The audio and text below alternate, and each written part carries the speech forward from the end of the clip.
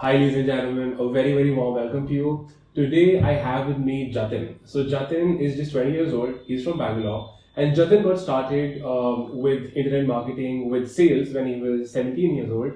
And before he turned 19, he had already done 5 crore rupees in sales for his clients. Jatin is a high ticket closer and sales consultant, and he's flown from Bangalore to Delhi NCR for this particular session. Jatin, a very, very warm welcome to you. How are you doing? Hey, I'm actually doing great, and it's an honor to be on your show because I remember like when you started with the Nishka show, I did always have an intent. We connected like 2 years back, like to do some kind of collaboration with you since we're known, but I wasn't at that stage. So yeah, like it's a thing like probably like manifested this also, but yeah, it's good to be here, and yeah, thanks for the opportunity. Yeah, it was actually pretty cool. I remember the first time we interacted, you were 17. You were telling me that at that point, I think you were planning to do e-commerce. Yeah. Right? And then you also, when I asked you what you do, you mentioned that you do high ticket sales and DM closing and all of that. I was intrigued, first of all, because I was like, man, this guy is just 17 and he's got these testimonials and he's done these huge sales figures for his clients. And then we also started working together. And I think we worked together for the next couple of months or almost a year, I feel, right? And then I've always been very inspired, honestly, with the way you started. You mentioned, I'll not give away all the secrets. I'll let you do the talking about how you started and everything. But yeah, it's really a pleasure to have you. Thank you for being here. And this is the first of its kind that we're doing. Yeah, so this definitely. This it's is like special. my first, a podcast style interview, I would say, or a session. Yeah. Okay, great. And the reason that we're doing this is because I feel that what you do, so you started from zero capital. In the next 2-3 years, you cross 5 CR in sales for yourself and your clients. And I think that's pretty crazy because traditional businesses like e-commerce or affiliate marketing or pretty much anything, you need startup capital, you need a lot of skills and all of that. But I feel what you do is something that can be started without a lot of capital. You don't even need an audience. You don't need capital. You don't even need your own product.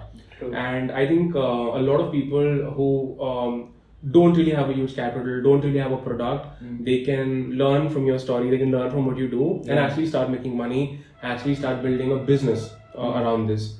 So, okay, I'm pretty curious. Tell me that how did you, what's your story? When did you get to know about making money on the internet? How did you get started with all of this? Yeah, definitely. So it all comes back to like when I was in my 12th standard. You were 16? 12th, I suppose, 17. Okay. Starts from there where, so I was like drawn to, my main mission or whatever I do was like, I'm drawn towards environment and sustainability. So I wanted to start a business there and I didn't have any interest in pursuing like the traditional education. But when it comes to starting a business, the first thing that comes in mind is like the capital that's required to get started. I was sure that I wouldn't be using my parents' money. I didn't want to have that stress. So I have to become self-sustainable first. So that's the area where I started to see like how can I start earning now so I can start saving up right now and invest in my business. That's where I started off with photography. I landed clients like Swiggy and Zomato for their product shoots. Nice. With the network I built, slowly I got to know the importance of sales and marketing.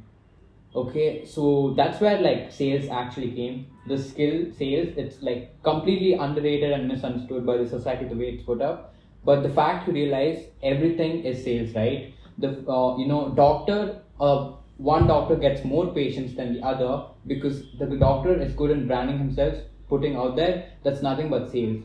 He's getting more patients. That's nothing but customers for that business. And it goes with the same product. It could be with schools. So everything around you is sales. The one who's better at getting attention, who's good at adding value and what's being promised and delivered makes the most money. Right? Makes the most money. Yes. But it's also the aspect of getting the attention and so you have the customers. So that's where the whole sales aspects came in. And this is like, even if I had to start with my own business, I have to be good at sales. It's like, even if you have a shitty product or an average product, but you're great at sales, you can still sell it. But if you are really like, your product is great, but you don't know how to sell, even with the all potential, you wouldn't be able to communicate to the world out there, right? So okay, so this is true. That, Yeah. you realized in the very beginning that you should know how to sell. Yeah. But how did you get this understanding? How did you realize this? Because I know when I got started, I got to know about blogging when I was in my first year of college. I was 17, 18 only. Yeah. But I realized how important sales is after a lot of years since I started off. So what made you identify that sales is something that you should really focus on? I mean, how did you realize this? I'm really curious. Yeah. So like I mentioned, I was drawn towards the environment, and Yes. also I started to sell something known as like a water alarm system. So if you see in India, like there are many tanks that are overflowing, water wastage. That's something. I'm like, that's nothing new. It was just like I just saw some do-it-yourself video on YouTube. I tried selling it to that, and I was just part of this workshop which is known as Workbench in Bangalore. I just took it to him. He told, this is first thing is very common. It's not going to work. Just seeing the, it's very small product, can't be scaled. But he gave me an overview of what a pitch deck is, even if I had to present myself. Why would an investor even, see my thing? So the fact that it started with the word pitch deck, and there I slowly started to understand the importance of sales. Then I was like, okay, this product doesn't work, it's fine. But regardless, anything I'm going to go to, it requires sales. So that's where I decided I'm going to choose this as a path. I'm going to go to different companies, people who have personal brands. They have a product to sell. I'm going to learn sales, sell to them.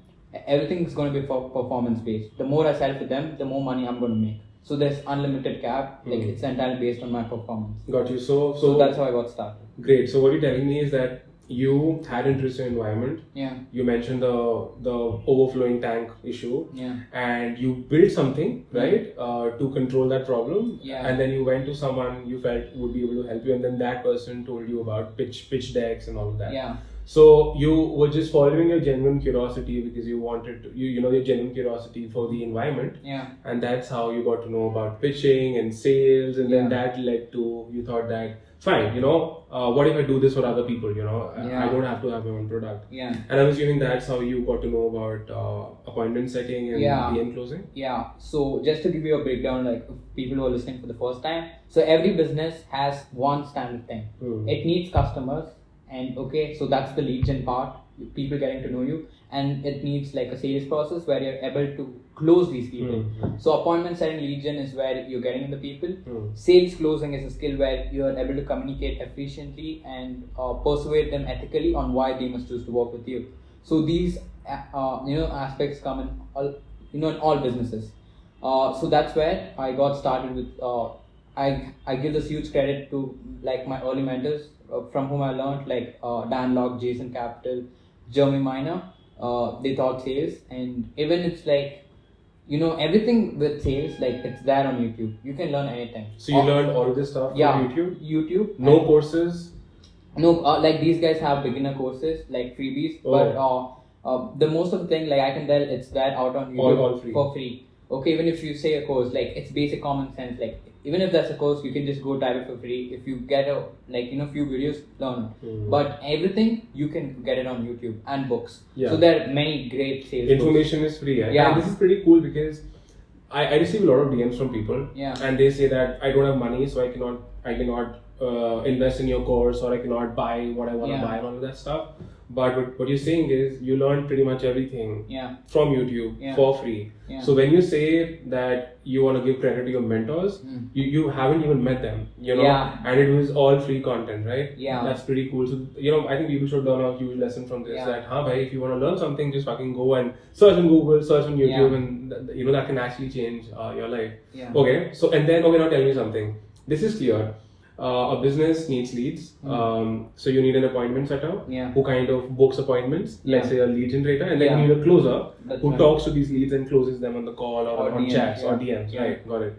So you learned this skill through YouTube, but the most important question is that how do these people how do appointment setters and DM closers get paid? Like, do they get paid a salary, or do they get paid a commission? How does that work? How do they make money? How do you guys make money? So initially I got started off with solely commission based, because you have to understand, when you come from the fact that I didn't have any degree sales background, the only person who's going to trust you is based on your performance. You must learn how to create a win-win situation. So you go offer them, pitch yourself. Even this is before you even learn like appointment setting and sales closing. There's something known as cold outreach.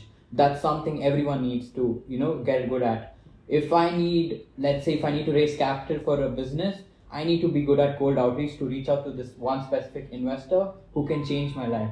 So once you get good at cold outreach and then appointment setting and sales closing, this again cold outreach teaches you how to get better at networking. So that's how, like, coming back to your question, when I get better at cold outreach, I reach out to them. I make sure the situation is win-win, which means if I generate you revenue, okay, first thing, for the first 7 days I'll work for free. Keep the money, all the money I generate. After that, if it's a good fit, the percentage really depends upon to 15 to 25% to even 30%, depends on the ticket size. Ideally, it's good, like if you're anyways about to enter sales, you better it's go behind high ticket. So if it's like $1,000, you'd put the same amount and make like a 20%, that's $200 per sale. So even if you're making like 2 sales, that's $400, which is a lot in Indian rupees. So you're still making. So the thing would be, always don't run behind money. Okay, make sure you're making a win-win situation for the client. Okay, and that's what builds trust. And even put it in a way that the amount of time I'm working for free, you give me a free testimonial if you're happy with it. Cool. That's how even I started to build my client. So everything was at zero cost, learning from YouTube, and networking. There's almost one more thing I have to mention is when you mentioned people reach out to you. I don't have money to invest in your course, but I want to learn. I was in that stage. I did invest in mentorships when I had made some amount of money. So before that, my approach was this. You don't necessarily have to reach out to that specific mentor who's really good. You can learn from a person who's just even 2 steps ahead of you.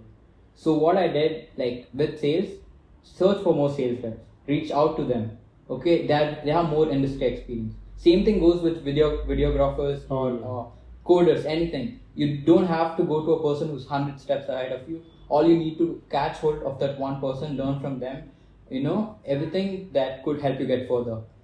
They are basically your mentorship, and the fact that even they are into that, they might have a similar network that you will get more exposure. Gotcha. That's what I did. I interned in few agencies, learned from them, implemented for my own self.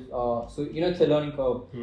You necessarily don't have to go and invest in a mentor. Books are there. Even networking and learning from even that's a way of mentorship. Interning under someone and learning everything, even that's a way of mentorship. It's like, just don't be lazy to just sit and I don't have the money, I can't invest. That's I'd say like a loser mentality. So yeah, you're just holding yourself back, whereas there's abundance of opportunities around you. Got you. So what you're saying is that, okay, first you identified that you'll do DM closing, appointment setting. You learned the skills from YouTube. Yeah. And then when you wanted to look for clients, okay, so you mentioned a couple of things. When you say networking, like, do you mean that you were going to networking events, or were you just reaching out to people? You mentioned cold outreach. Is that what you mean by networking? Yeah, because when I started this, it was all COVID. Yeah. Yeah, when I talk about cold outreach, sales closing, the one more aspect that I would definitely like to include is copywriting. That's also nothing a form of sales, but in a written form. I can give you an example. I remember how you reached out to me, okay? So when you reached out to me, it simply said, and it was the first of its kinds of messages that I received. I hadn't received a message like the one that you sent me.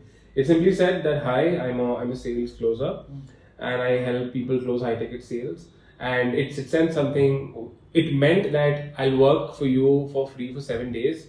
If I'm able to do some sales, you keep all the amount and just give me a testimonial.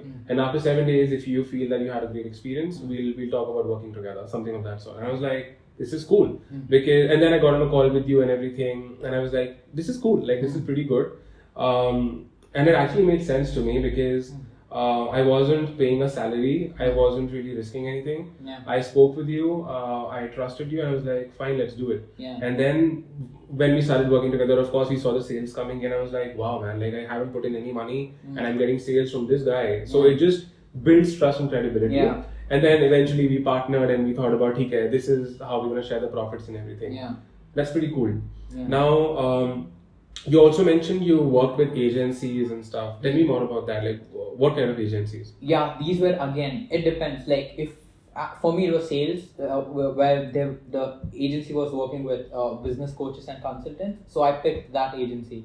If you are into coding or something, or a graphic designer, go find, send LinkedIn requests. Get good at cold outreach, send LinkedIn requests, work with them, see how you can add value, and you make sure there is no risk to them. When I mean risk, they are not investing their money into you and having something to lose. It's like a win-win, like what I do. So that provides a sense of security. So that's the same way I intern with an agency. Like, hey, like I want to work from you, I learn, and even if all the initial phases I make the money, like you guys can keep it, and I'm here to learn. So that's the way altogether. Yeah. So you reach out to the right people. Yeah. You try to create a win-win. You don't expect them to pay you at the start because you want to build trust. Yeah. And you offer them your services for free. You let them keep the money that you're going to make for them. And once you build that trust, once you build that credibility, that's when you even talk about money and yourself. Yeah, right? You can even, with just the commission, you can eventually move to a retainer basis, because if you're a quality talent, they are willing to retain you, but for an additional amount, because you're putting in your time.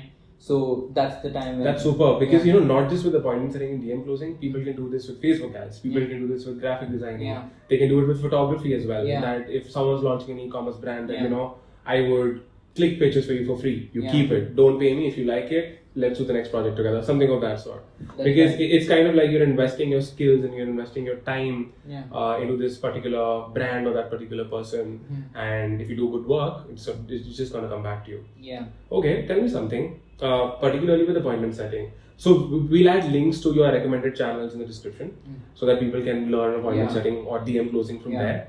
How do you find these people? So एक तो हो गया कि ठीक है, we learn the skill. But what kind of people should we be reaching out to? What kind of coaches do I find? What kind of things should I keep in mind when I'm looking for these coaches or consultant service providers? How do we approach that? Yeah, got it. In my case, I'll just give an example and then I'll go ahead with a generalized example so everyone can rate it better. For me, I was working with coaches and consultants. Let's say if it's a coach who teaches e-commerce, he's known as an e-com coach. Real estate coach. All it requires is a simple go ahead. I think if anything on Instagram search for, just put e-com coach. See the number of people they appear. Yes. Go to Google, just type e-com coaches. They are listed themselves. Super. Now all you need to get good at is like collecting that personal information. That could be that Instagram handles, emails, phone numbers and all that. Like I mentioned, first step, get good at copywriting and cold outreach. Send them a message. Make sure you even have a good follow-up message as well. You craft a message in a way with good copywriting in a cold outbound way where they're intrigued by your services. Okay, cool. Wait. So I'll stop you here. We're talking about cold outreach. Yeah. So if you had to reach out to, let's say, an e-com coach, okay, how would you reach out? I mean, just an example. What would you write? Simple. Go to Instagram. If it's e-com coach, or even it's more like if it's Amazon, like e-com is a broad sector. Yeah, Amazon FBA. Amazon FBA. What message would you send this guy? So it really, I've tested multiple ways.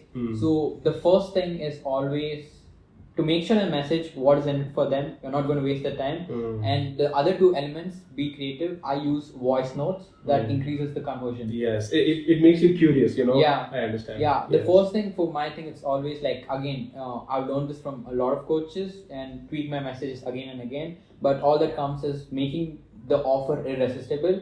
You personalize the message. You first see, again, whenever you reach out to a person, and you must come from a mindset that you're genuinely there to help them. The only time when you genuinely help them is like when you put in the time to do enough research. That way, first thing, once you're there to help, and once you've done enough research, now you go ahead and write a personalized message of what you liked about them. It could be the article they've written. It could be something about their course or anything. Compliment them. Go ahead with what is that you want to help them with. Structure your irresistible offer. And it should be like, I'll work for this XYZ days. If it works well, I need a testimonial. That's all I need. And end it with voice notes that builds curiosity. I'm actually even coming up with a whole like a workshop kind of thing where I'll be going in depth for this to see like to show everyone like what's worked for me. That's completely free, like not like like a course or something. But yeah, I'll be getting deep into this. We'll add its link. Yeah. Yeah, whenever you go live. Yeah. Yeah. So yeah, but if I had to put it like you have to get good at creating. There is a standard template for every cold outreach, but you have to get creative with you making your own custom videos to them. Yes. Yeah. But make sure you have done enough research on that person. I kind of understand that. So I know a lot of people who do a lot of cold outreach as well. Yeah. I'll tell you the problem. The problem is that they just search for random templates on Google. Just change their name. Yeah, they just keep changing names of the person and they keep copy pasting it because they're playing the volume game. You know that if we send messages to 100 people, maybe one of them is going to reply to us. But it doesn't really work. You know, it in fact. Not just in terms of working, it also spoils the chances of getting work from all those 100 people. Yeah, not only that, even like let's say if it's your Gmail account or even Instagram, the fact that you keep using a standard template, just changing name, your account would automatically they'll restrict you from sending messages, right? So yeah, that's pretty cool. That one you keep in mind that you want to add value to this person or that business. Forget about yourself for now. You're there when you're reaching out to the person. Look at the profile. Let's say on Instagram that I want to reach out to this guy and add value to his life or her life or whatever. And then you do some research. You go through their content. You go through that. What do they sell? How do they make money? How do they add value to people's lives? Have a look at their interviews.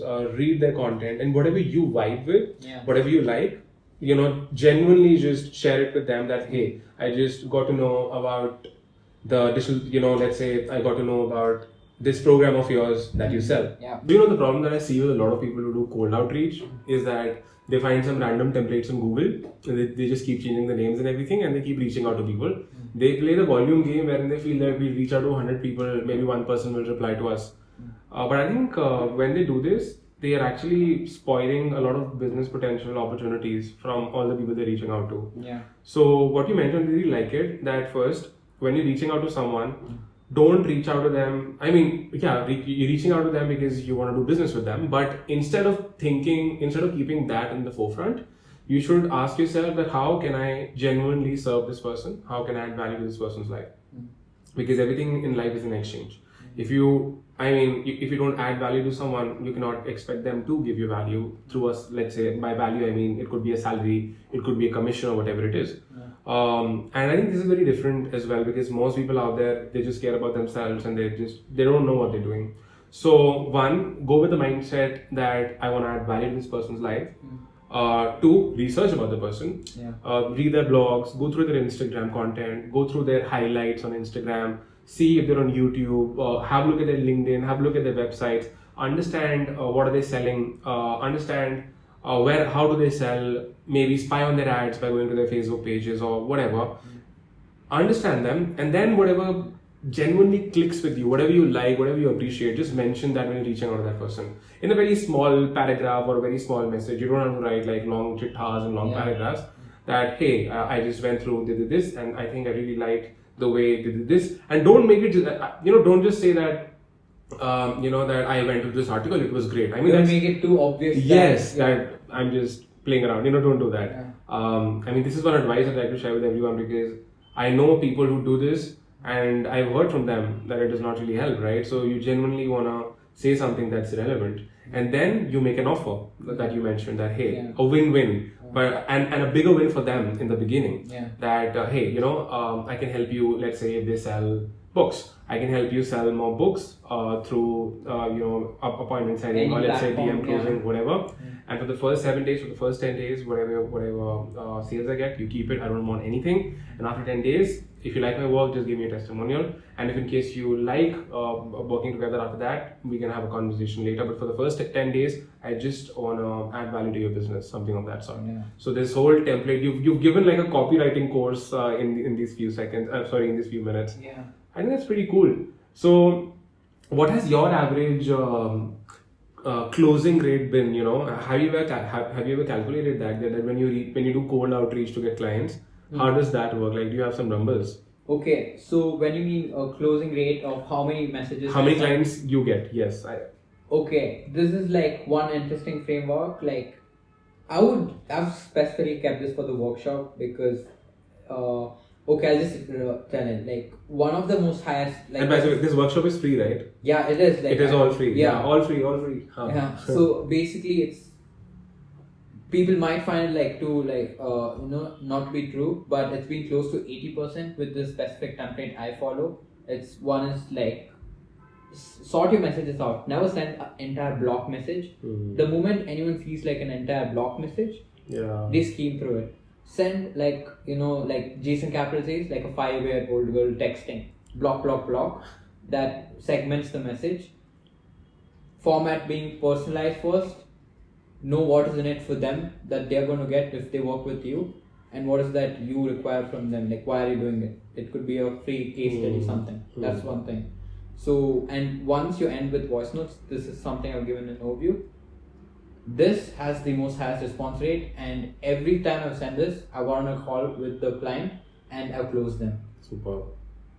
80% is 80% is high, and even 80% is the response rate. 80% is not the closing rate. Even if they say like they're going to tell you no, but at least they're replying to you. They're at least replying, and that's saving your time instead you having to wait and hope for it. And how do you follow up with these guys if they don't reply to you? Yeah, so again, here also you need to, this again comes from a mindset of you being genuinely that help.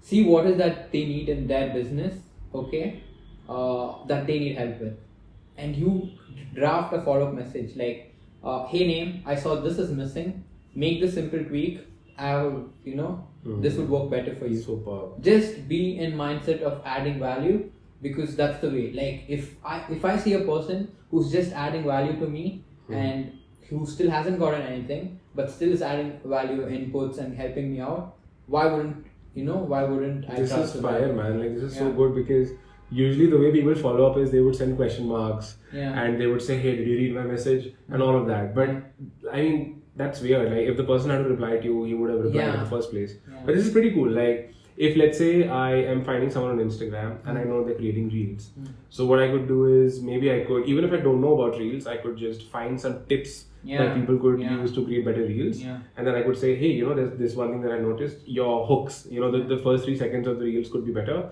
Here's an article that I found for you, or these are a few hook ideas that you can use. That's pretty cool. And that's actually very nice. Again, you can, even in the follow-up, give a free value and again drop your offer. By the way, I can create a free video, like if it's a video service, I could create a quick free one reel for you if that's something of your interest. Whereas I've seen, like, since I do handle like several accounts, I've seen block messages. They don't even read it. They just delete the message. The more often you do it, your account will instead get blocked. So that's all. Again, it's a cold outbound is a really beautiful skill. The better you get at it, the better you get at networking, and more opportunities will come in your way. Yeah, practice makes perfect. Again, you have to be creative, because through voice, through videos. Again, it's a creative field in itself. Like, even the cold outbound, there's no set. The only set template is make sure you're there to add value. Make sure you personalize it. Make sure you make sense and you're not wasting anyone's time. Okay, so if you break this down into step by step, first you learn the skill of sales, or let's say DM closing, appointment setting, whatever. To learn them, people go to free YouTube videos, a few names that you recommended, like Jason Capital, Dan Lok, let's say. Then you start, if you can work with agencies, this is optional. If you want to work with people for free, you can do that. Otherwise, if you've learned the skills, next what you do is you start reaching out to people. You find the kind of people you want to work with, let's say coaches or consultants. It could be anything. Like, there are so many, ideally someone who has something to sell, like a coaching service. It could be an agency, it could be someone who's into dating, coaching, or whatever, right?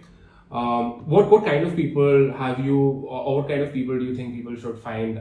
What kind of keywords should people search for, apart from the examples that you gave, like e-commerce coach, Amazon coach? I would suggest, like, really depends on one's interest. Keyword, like, if I'm a videographer for e-com brands, like, let's say they have products, I'm good at making videos, I would just go ahead and type e-com store, you'll get multiple e-com stores, okay, and you get the company's listing, like their email, contact number, owner. It's easy to find on LinkedIn. Gotcha. So it depends on what service you want to offer. Yeah. Gotcha. Yeah. Okay. It really depends, but all I'm saying is it's just a Google search and Instagram search away, and yeah. Got you. So step 2, you find these guys. Step 3, you reach out to them, and what you do is you follow a very basic rule of thumb. That one, you share something to get their attention, something that you genuinely liked about them after researching about these guys, after understanding what they sell, and then you just mention them that you're gonna create a win for them, and you approach with the mindset that you want to add value to their lives first. You offer to work with them for free for the first 7-10 days, let's say. Yeah. And then you don't even talk about money and what's in it for you right now. I mean, in terms of money. Yeah. And then you start working with them. Cool. Now tell me something. All this DM closing and appointment setting that happens. Yeah. People, I mean, this happens through their accounts, right? Right? So these people have to give you access to their accounts. How, I mean, do they usually trust strangers like that? Because giving someone Instagram access and LinkedIn access, it's a big thing. Definitely. So how do you deal with that? So yeah, first thing is they're not going to trust you, and it's completely fine, because you have to think from their point of view. You're a stranger reaching out from the internet. Yeah. So no, you have to take like no offense. There are tools that Facebook itself offers, because you're dealing with Instagram. There's something known as Business Suite that Facebook offers, where they could add you as an employee. You still have access to the chat box. Let's say if an appointment setter or DM closer, you will get access to their chat box. So that way that they don't have the risk of them revealing the passwords. Super. You just have control over chats. That's all they want. And they have the control, like if they want you to remove, like if you're doing a bad work, yeah, we use that as well. We use the Facebook Business Suite as well. Yeah. For Instagram and then the Facebook page. Yeah. Does it also get connected with Facebook profile? Yeah, Facebook and Instagram both. And here's the fact: once you've done this, let's say that's your first phase where a client doesn't trust you, but now you've gone through this route. Now the client trusts you. Now you can have access to their accounts. Once you got the testimonial, that one credibility is built, it opens door. He's going to give you referrals. There it automatically, like, people perceive like you're a trusted person. You're worked, so moving further, like, that wouldn't be an issue of, you know, people not trusting you or something. Okay. So yeah, initially there's always ways to work around this. That's nice. You know, one thing that I'm noticing over and over again, you're always thinking from the client's perspective, which is a cool thing. Yeah. Reach out. So when you say that when you're reaching out to them, think about adding value to them first. So you're keeping yourself in your client's shoes when you're thinking. That's a pretty dope thing to do.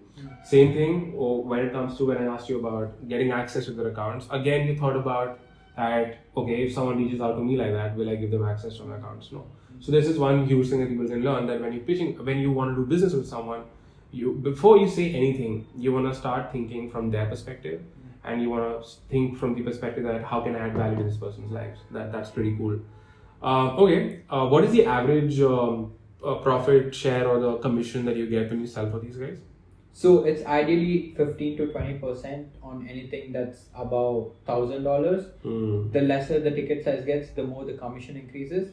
But to be honest, like, it takes almost the same amount of efforts to close a low tier product, mid tier product, and high tier. So like, what do you mean by low tier or mid tier? For me, low tier would, like, and mid tier is like, it's again different. Everyone has the standards, but like, if I just had to generalize it, high ticket anything above $1,000, mid being $500, $500, or anything below that you can just consider like low ticket. Gotcha. So it really takes the same amount of effort to close one. So I always suggest, like, once I'm at a stage like where I just go above $3,000. So that's my thing. Yeah, but again, the commission increases when the ticket size decreases. You just have to make sure your time is worth it. But you've had better experience. You've had better experiences selling higher ticket products, right? Yeah. Because you're saying it takes the same amount of effort, you get paid more. Yeah. Okay, tell me something now, because most of these guys selling high ticket products are going to be from US. I mean, from countries outside India. So have you faced issues with the time zones? So yeah, I have couple of issues coming. But how do you deal with the time zone issues? Because they're usually working in the night, right? I mean, that's something that I'm ready to work around their timing because that's what is required from my job perspective. Cool. This goes with even any job. Like it's 9 to 5, but there are many people working the times on the so that's not a thing. Few people call it like sacrifice, but I feel like it's a job. Like you're taking that part, they don't see the flexibility that gives you. You can work from your home anywhere. So that's about one part. And if in case, let's say someone does not want to work in the night, they can find clients from other countries like Australia, because the Australian time zone, a lot of the countries in Australia, they're like 4 hours. I think we are 4 hours ahead of them. A lot of the time. No, they are ahead of us. Like Australia. Okay. Yeah. Okay. Yeah, they're ahead. But again, I don't think like if you're ready to put in the work, the time. It should matter. Yeah. I understand. As long as you have like 5 different people from 5 different time zones. Yeah. It shouldn't be a problem. Gotcha. Okay. Yeah. All right. So that also makes sense. The second issue that could pop up is, do these guys not trust you because you're an Indian, that you're not a native from their country? Don't they doubt you that would this person be able to close for me? Have you ever faced issues like that? With few, yes. With few, like they just tested the skill worked good, and they try. I never had. In fact, with the clients I was working when I was 18, like they thought like I was like 25 plus.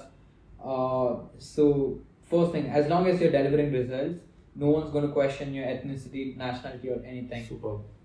And again, this again comes down to sales. When the first call that happens with them, you have to present yourself better. That again, sales comes in there where you're about to close. If they don't view you as an authority, they would, even if you're like an American, like which they would prefer, but you're low on authority, like less confident, they would pick anyone from other country. It again comes down the way you sell yourself. Yeah. So again, as long as you're able to present yourself better with good fluency and all that, it's good. Like they wouldn't have any problem with your nationality. Gotcha. Yeah. Okay. Tell me something. We've discussed about how we can how we can get clients as DM closers or appointment sellers. When you're actually doing closing for them, when you're on chats with people or when you're on calls with people, let's talk about chats for now. When you're closing them on DMs, what are the top learnings you've had when it comes to closing people for your clients? Yeah. First thing is like you're gonna make a ton of mistakes. You'll be embarrassed. Okay, that's like that. Literally, I thought that's just beginning, but that's the thing for everyone on every scale. It's like at every levels we do face like something starting from scratch. So that's something. So messing up is completely fine. It's what you do. You learn, you apologize, you learn, tweak, and get better. So that's something. And second thing is like you get better and better at psychology, stuff like that. So, and also the one more thing, like there's this person called Michael Harbone. Like I want to give a lot of credits to him. You have to pick a partner in the same industry who has the same drive as you, and you have the healthy competition. Okay, so this person, like we both did a lot of practice role plays in terms of sales. I have a lot of credits to give to him. Even a guy called Hamza and these two. So again, it comes down to even people. Yes, you are practicing a skill. You are working on something. Make sure you are well connected in the network where you can learn from, because you're going to learn from a lot of people as well. You're going to make mistakes. That's the thing. You learn more from people, and you also learn more through experience. Often, yes, you are given a set framework to follow. You'll make mistakes. You learn. It's again comes down to experience and the people you work with. Okay. Yeah. So, is there a particular framework that you follow when you're closing clients? Like, just to give you an example, let's say that you first break the ice with the person you're talking with, or you ask them a couple of questions. Like, when we close people on DMs, we ask them about their background, and then we ask them that why do they even want to build what we're offering, and then we ask them about their budgets. What kind of capital do you want to invest? So we've got this filtration process before we even talk about our product, our program, or before we even get them to book a call and speak with our team. So, is there a specific framework that you follow for these for the closing that you do? Yeah, definitely for closing. Again, it also depends on each funnel. A lot of people who are watching might not know even what a funnel is. It's the way the leads come in and the way you close. Everything's different, but one standard template that goes across almost all closing is first thing comes is qualification of the client, of the prospect, to know where they are from, what's their age, everything. That's the qualification. Building rapport is the most important thing. Like that stays throughout the closing phase. Rapport is nothing but just building that genuine interaction, making them feel like you're not like a bot who's texting, or even if you're on call, not like a robotic guy who's just reading out scripts. It's like building rapport. That has to be like really good. And the first after that comes this qualification, knowing that you're talking to the right person and not wasting time, understanding their pain points. What is it and why did they even reach out to you? What's that you're trying to help them with, and even can you even help them? And then you understand goals. You understand goals, so even are you capable enough, or are your services good enough to help this client reach these goals? If they make sense, if the pain points make sense, and the goals make sense, and even if they're qualified in terms of age, all that, then you go ahead with the call or you go ahead with the close. Superb. Yeah. Step 1, you build rapport. Yeah. So that you don't just sound like a robot. Yeah. And rapport can be built by asking normal questions, commenting something about their profile. Yeah. Talking about where they're from, right? Yeah. It happens throughout the rapport building. Like one thing I've noticed, even that's some mistake in anime. A lot of people confuse the rapport building is just one phase. You just build a relationship at the start, and then you get into the next phase. Yeah, that's not like that. It's like a slice of bread, and it's a spread. Like it exists throughout rapport. Gotcha. It exists even after you close the client. It's like a relationship building process. So you want to build a relationship. Yeah. Kind of a relationship. Yeah, and that's what everything, like even it's selling is also like building a genuine relationship where you're there to help. So when you're trying to talk to people and during chat you realize that the person's not interested, so you cannot really put yourself out too much, right? So do you model the way they talk to you?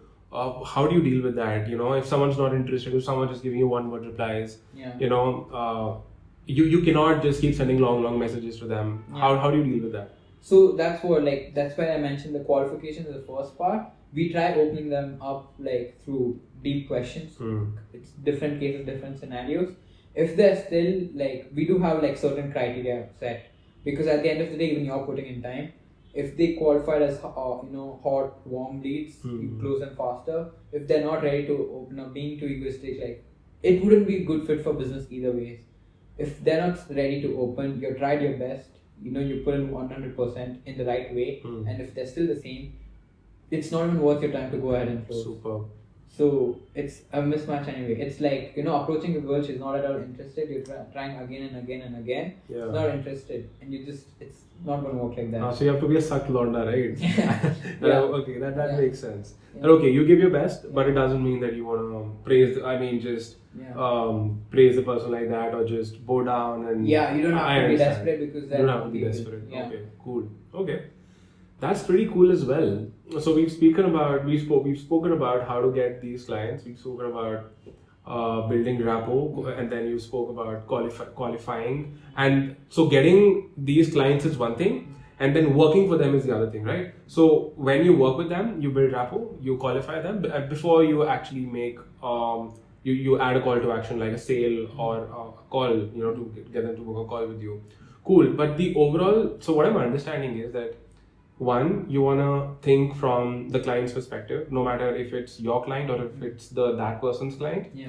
You want to build rapport. You want to always think about how you can add value to the other person. Yeah. You should not be in a rush.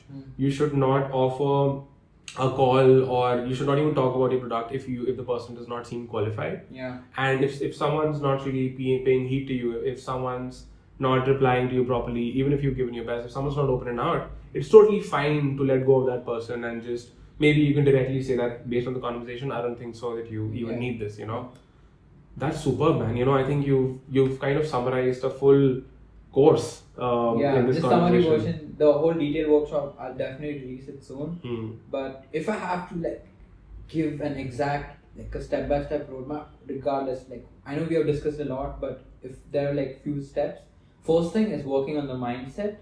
And that's because even me, if anyone has been through a course or anything, they just don't dive into the money making aspect or the skill first. They dive into the mindset first. And that's because even whatever I've told, you do the closing, everything, but if your mindset is bad, which means you've just tried only a few times and you're not doing that on a quantity, yeah. you will give up way too soon, Hmm. and you won't see results, and you'll blame some other person that this didn't work for me. Hmm. So that's the same thing, right? So it's the mindset of like not giving up way too fast. You can tweak, you can see, you can test things out, but don't give up like way too fast.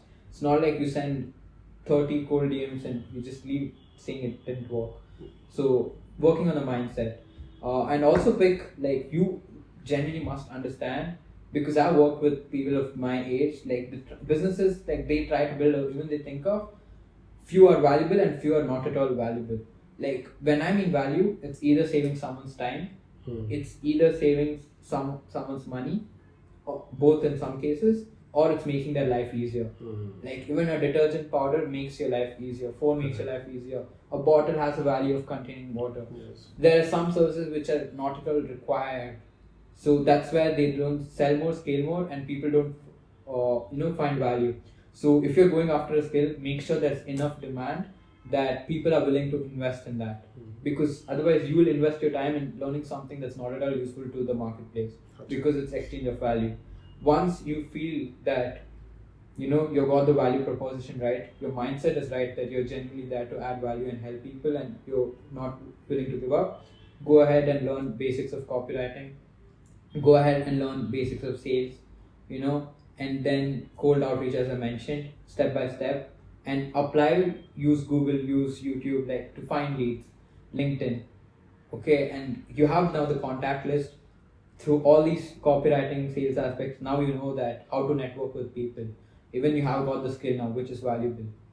That is no reason now on why you can't make money. And you got started with zero because everything till here was free. Now you have made enough money. Invest, instead of going and investing in something else like stock and making like little person, invest that in yourself by networking with people in the same industry. That's what I did initially, because that's the only certain investment that you can make in yourself, right? That you're going to get high returns. Like if I'm going to visit this networking event, I know I'll be meeting these people. I can use the same thing, closing framework, to get more clients, more cash flow. So that's the way. Everything is for free. Now you take that cash and invest in something that, again, would buy back your time, get you access to that network. Tell me something. I mean, okay, this is all superb. It's fire, okay? You started when you were 17. When before turning 19, you had done 5 CR in sales. Yeah, okay? But that, to be honest, I generally never reveal this. In that phase, I had chilled for 6 months, which was unactive. I should have scaled that business more rapidly. It was my other people who are hired under me. The thing is, even with all the people I hired were from colleges. They were working on their own stuff. They were earning like INR and multiple 7 figures in a year. So yeah, it's like I had trained them as well. I got like bunch of testimonials listed on the website. So that's the thing. So I should have, like, even I chilled. Like I did work, even I did chill, and then I came back once again. So during the 6 months break, so I had automated in a way that others are able to close for me. Okay. For my other clients as well. So yeah, I didn't aggressively scale during that phase. Alright, so that makes sense. So when you got started with this, was the intention that, I mean, did you have this thirst of making money, or was it just a genuine interest of building that environment friendly project that led to one thing and another? Yeah, it was like it's going after the why led me to this comes from, it was genuinely like I know I needed money, but I needed money for a bigger reason. So that reason stuck along with, still sticks with me on why I should make. And if the reason is big enough, you'll also find the way how you can have most amount of progress in less amount of time. What was your reason? Like to as much as capital required to get started with this, as much as like good skills that I can implement in this business, and good quality of people. And that's what led to sales. Otherwise, if my thing was like, just to make like a pocket money, I could, which many people think. I'm not saying it's wrong, but what I'm saying is you'll go in a way where you trade time for money. You'll be paid, you'll be chained to a salary with no potential income, and your learning curve stops there. And it's not high skill, you'll be replaced easily. Now few people might feel offended like when I say they trade time for money, but at the end of the day, even they know that they want to have like more income in less amount of time. So all I'm saying is have a bigger why and have acquired the skills that would lead you to, basically I would say like acquire the skill set that makes you more valuable, contributes towards your why, and that's how. So yeah, basically I never chased money. At some point, yeah, I was like more towards money. Then I switched focus. Even when you start chasing money, here's what happens. Let me tell you because it happened with me. I stopped giving. Initially, I started off with the mindset I need to help. That's where I made most amount of money. When you start becoming selfish, when you start thinking about me, like I want to make this sale so I can earn this much, your mindsets, you go in a desperation phase where you stop thinking about the other person. You automatically get bad at sales. You automatically start performing bad because you're so drawn to the other person, like just to making a sale without any impact or giving genuine care. So even if the whole purpose is just to make money, I don't think it's going to be a long-term sustainable thing. So it's a thing like it again starts with the mindset. So yeah. What you've shared is actually making me rethink that. This is after we're done with this, I'm actually gonna think about this. Whatever businesses that I'm involved in, whatever content I create or whatever it is, I think everyone should focus on the end customer or the end viewer, because I think the intention should always be to add value to their lives first. Yeah. But what we usually, and I can relate to that, what we usually do is we focus on ourselves and we just do what's comfortable for us. We just do what's gonna work for us, and we stop caring about people. That has happened with me as well. Yeah. Wherein I just became money centric, and it was all about the money. I realized this in my own journey with e-commerce, wherein we were just selling random t-shirts. We did not care. We were shipping from China, not caring about the quality. We were making money and all of that, but then I reached a point where I realized that I don't want to do this anymore because I don't find meaning in it. I don't see adding any value to people's lives.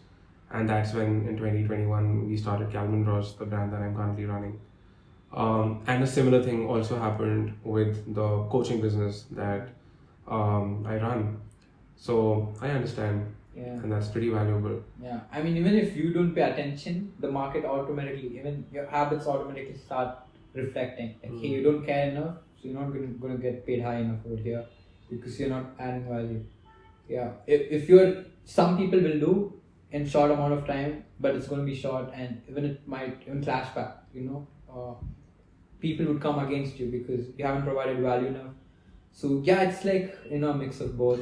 Cool. For short term, it might be good. For long term, it's not. Yeah, it's not. You know what I'm going to do? You've shared so much cool information. I'm going to create kind of a step-by-step flowchart of sorts just after we stop recording this. Yeah.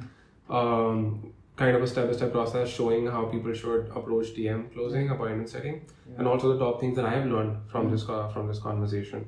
I'll write it down and I'll maybe take a picture of it and I'll add it to the video, or I'll add it below in the description somewhere.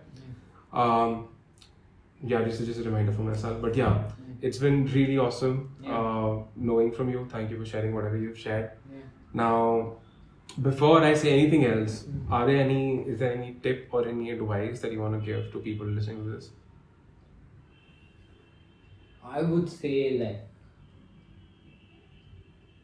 the first thing is not to give a shit about people, because if you're gonna start I might get emotional, but you're gonna get a lot of backlash, people doubt, the other parents commenting on different stuff. So shit, I might get emotional, but yeah, it's gonna be hard.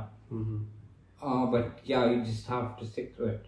So you mean not giving a f about people, especially people who have no value in life, Yeah, I think it's also the thing that, but you also have to understand, sometimes you have to give a fuck if it's a valuable opinion. The only way you'll come to know this is when you're mentored by the right people, I would say. So always have that some kind of a mentor who's there not like just like for financial thing, who genuinely cares, at least could give you a roadmap, even there's nothing in for him, but he has taken the path that you want to go, and is there to guide you with the network and stuff like that. So yeah, that's about it. So yeah, not to give shit about people, have the right people, and so once you think like you're progressing in every way possible, you have a good mindset, you have like you're delivering value, but you're still not getting results, then it's a quantity game. That stick long enough, it's just take like this. I at least take like this. It's like, you know, a universe taking a test. Like, do you actually want this? Let me test you through duration. If you stick along, you'll get it. So yeah, first thing is comes with mindset. Be there for a good cause. Have the right people around you, and stick long enough so you're true to yourself that this is something you want to do. And if you feel this is not something, it's completely fine. Don't be, you know, too judgmental on yourself. We're just experimenting, and you can just go on. You have water? Yeah. You know, when you getting emotional and stuff, I kind of relate with that, because it has happened with me a lot of times as well. Especially when it comes to people. Yeah. You're gonna meet people who will do really bad stuff. Yeah. And you will be like, why the hell are people even doing this to me? Yeah. It happens. You know, this takes me back to failed business partnerships I've had.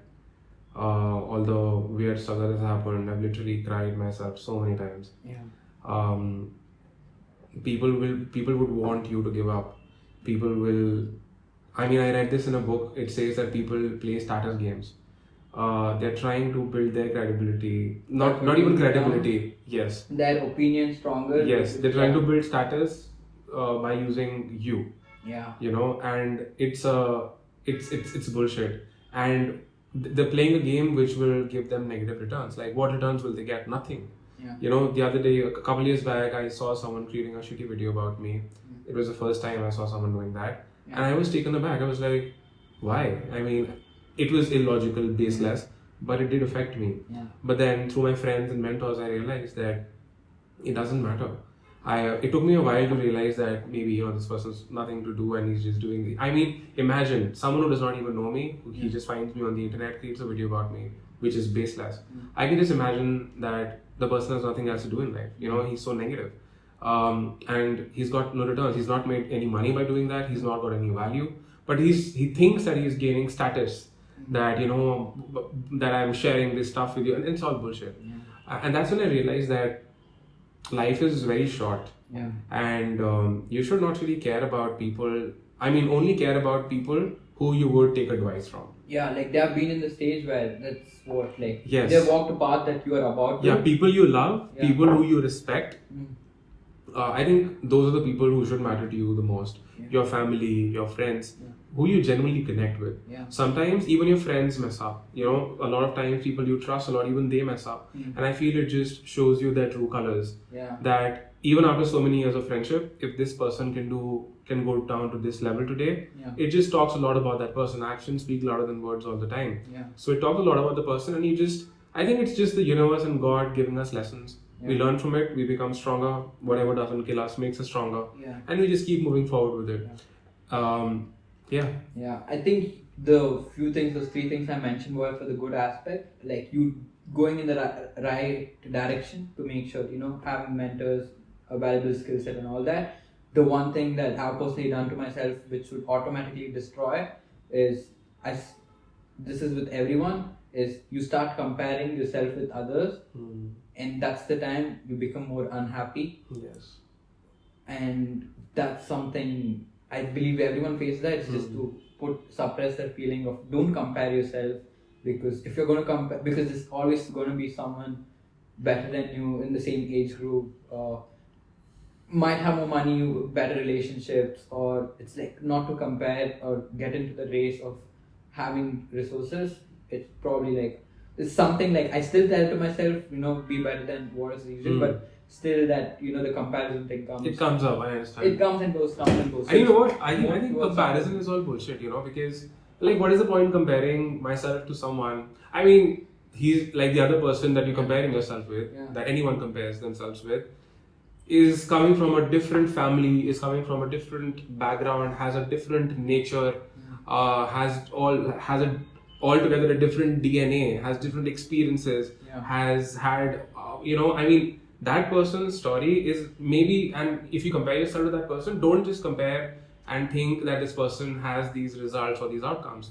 I mean, it's baseless. It's like comparing a camera to a goat. I mean, there's no comparison, right? So I think comparison is all bullshit, and I feel that a person should play in business, in life, whatever. A person should be themselves, and they should play games that they enjoy. If you're fucking enjoying something, if you're doing something which is like a game for you, everyone else would want to compete with you, but you don't care because you're just playing your game. It's like healthy competition. Again, business has comparison like valid at few, like if you're comparing product, and that makes sense. Not to a level like where you're comparing like yourself, where you would automatically put yourself down. So that's the thing. All right. So Jatin, it's been a pleasure having you. Thank you so much for sharing whatever you've shared. Like I said, what I'm going to do is this free workshop that you're planning to do. And just to share with everyone, this is all free. We had a discussion about this before even recording this, that it's all free, nothing, what do we say? Nothing jazzy of sorts. I'm going to add the link in the description, just with the pure intention that whatever we've shared, breaking that down for free for people. Two, I mentioned that I'm gonna actually create a flowchart of sorts to summarize my learnings from this interaction. And three, we'll also add references to the people that you mentioned, like Jason Capital and other people that you've mentioned. We'll add their links as well. We'll also add links to your social media so that if people want to find you, they can. And that's it. I've always been intrigued, and I've always been curious to understand, that how did you get started, starting at 17, building whatever you've built, doing great work, experiencing to work with you, because we have worked together. And this is the reason we're doing this, because I know that whatever you've shared, it's real, it's true. And I mean, I think you're pretty good at what you do. I've also seen you train my team. So this is real shit. And you've not held yourself back. You've pretty much shared everything. So thank you for doing that on behalf of everybody. And it's been a pleasure to have you today. Definitely thanks. Hopefully it reaches more people and it could have like better impact. And that was the whole goal of this conversation and all that. All right. Really appreciate it. Thank you. All right, guys. Cheers. We're gonna add everything in the description. Bye-bye.